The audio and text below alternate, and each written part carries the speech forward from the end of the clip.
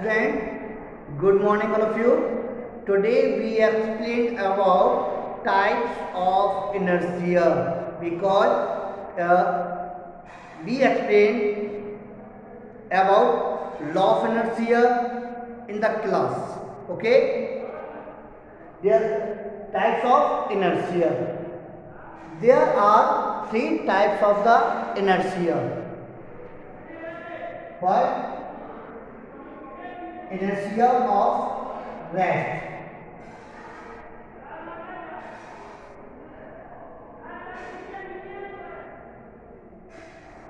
Second, inertia of motion.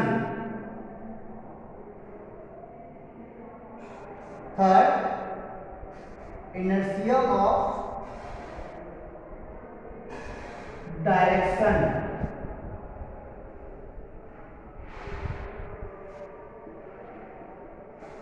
Okay, beta, you know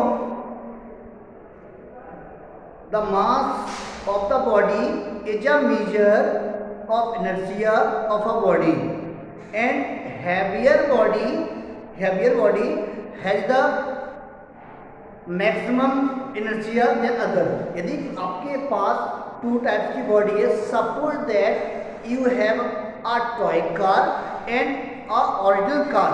आपके पास एक छोटा सा टॉय कार है और दूसरा आपके पास एक ओरिजिनल कार है.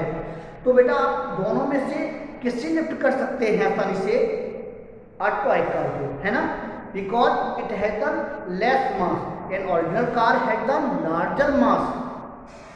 So the larger original car has the greater inertia than the toy car. Okay, जिसका मास जितना ज़्यादा होता है उसकी इनर्जिया उतनी ही ज़्यादा होती है. क्लियर? So बेटा here there are types of the inertia. Inertia of rest, inertia of motion, inertia of direction. A body at a rest remains at a rest. ध्यान सुनिएगा ना बेटा जो बोल रहा हूँ. A body at a rest remains at a rest, cannot change its state from rest. Rest से कभी नहीं चेंज होगी. क्या कह सकते हैं? At a body at a rest remains at rest. It can neither can not change its state. इसकी state कभी भी नहीं बदली जाएगी. Like this it is the duster. ये डस्टर यहाँ ऑफिस में रख दिया जाए या टेबल पर रख दिया जाए तो बेटा हम कल आएंगे, परसों आएंगे, जब भी आएंगे तो मुझे ऐसे ही रखा मिलेगा. The state of the duster can not change due to the rest of inertia. इसकी लॉ कहता है, इनहेरिटेंट प्रॉपर्टी है जो अपनी पोजीशन को नहीं बदलना चाहती. जो पोजीशन को बदलेगा उसका वो रेसिस्ट करेगा. ओके, तो कैसी है? Due to the rest of the inertia. कभी चेंज नहीं होगा जब तक मैं इसे लिफ्ट करके दूसरे प्लेस पर ना ले जाऊं. ओके, सो मैंने कहा इनर्शिया रेस्ट क्या होता है? A body at rest remains at a rest. It cannot change its state from rest. कभी भी अपनी पोजीशन से नहीं जा सकती, बदल सकती है. Okay, there are the several example in our daily life. हमारी डेली लाइफ में बहुत सारे एग्जाम्पल्स ऐसे हैं जो आपको रिप्रेजेंट करते हैं रेस्ट ऑफ द इनर्शिया. चलिए, here some examples. Suppose that you sit in a bus, you sit in a car, like this, a passenger. Okay, you tend to fall backward on suddenly, bus starts suddenly. यानी imagine कीजिए आप अपनी car में बैठे हुए हैं या आप बस में बैठे हुए हैं. बस स्टार्ट होगी सडनली. मैंने क्या कहा? अ पैसेंजर इनसाइड अ बस tends to fall backward, पीछे की ओर गिर जाएगा. when bus starts suddenly. because reason क्या है बेटा? रीजन होता है due to the energy of rest. Because मैं एक्सप्लेन करता हूँ, ध्यान सुनिएगा। Lower part of the body, हमारे बॉडी का जो लोअर पार्ट है ना, lower part of the body attach to the vehicles start suddenly, so lower part moves as well as, वो भी अपना लोअर पार्ट भी बस से अटैच में है ना, वो भी क्या करेगा, मूव करेगा।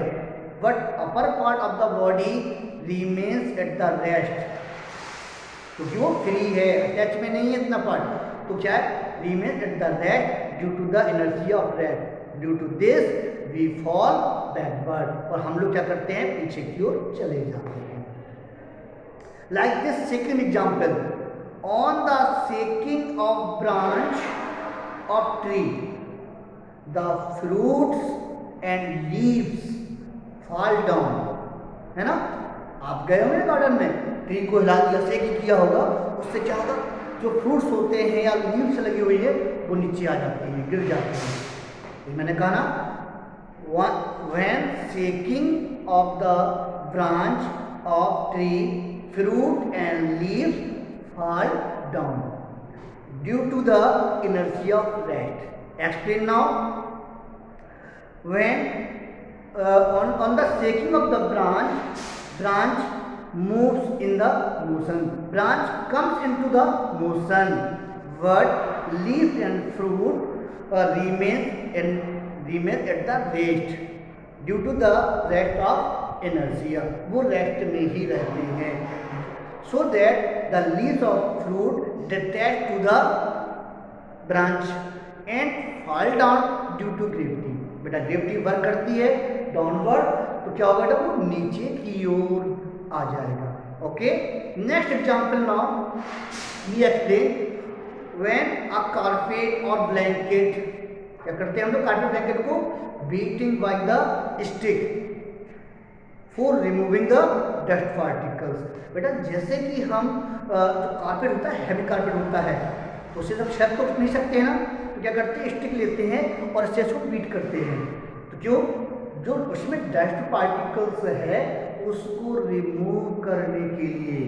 ओके, क्लियर बेटा, इस टाइप से तो मैंने आपको बताया, क्या करेंगे, जो फोर्स होते हैं, धागे होते हैं, वो आगे मूव कर जाएंगे और डस्ट पार्टिकल्स नीचे की ओर आ जाएंगे। क्लियर बेटा, मैंने आज आपको एग्जाम्पल बता दिए, एनर्जी ऑफ रेस्ट को एक्सप्लेन कर दिया, ठीक है। इसके बाद का जो नेक्स्ट कंसेप्ट है मोशन ऑफ डायरेक्शन, मैं नेक्स्ट वीडियो में आपको सेंड करूँगा। Thank you.